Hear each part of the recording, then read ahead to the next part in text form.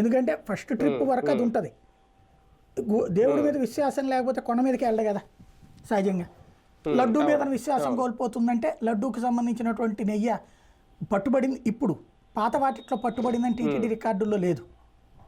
ఇప్పుడు పట్టుబడినటువంటి దాంట్లో నిన్న ఏఆర్ డైరీ మీద పెట్టినటువంటి కంప్లైంట్ కూడా ఇప్పుడు ఈ మధ్య కాలంలో పట్టుకున్నామని, ఈ మధ్యన వచ్చి 4 ట్యాంకర్లలో తేడా వచ్చిందని. అంతేగాని గతంలో అది సప్లై చేసిన నెయ్యి వల్ల అనాలా.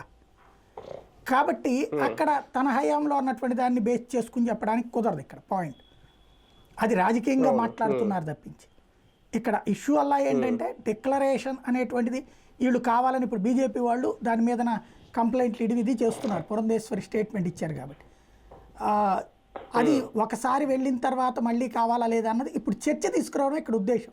అంటే ఆంధ్రప్రదేశ్లో ఉన్నటువంటి హిందువులకి జగన్ క్రిస్టియన్ అని గుర్తు చేయడం, అతను క్రిస్టియన్ అని గుర్తు చేయడం ఏంటి జనాలకు అందరికీ తెలుసు కదా, కొత్తగా అందరికీ తెలుసు.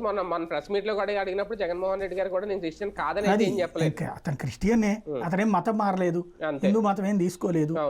రెండవది హిందుత్వానికి సంబంధించినటువంటి అంశంలో తనేమి గుడికి వెళ్లకుండా ఉండడు. ఇప్పుడు వీళ్ళు మసీదుకి వెళ్తారు, అంత మాత్రం ముస్లింలు అయిపోతారా?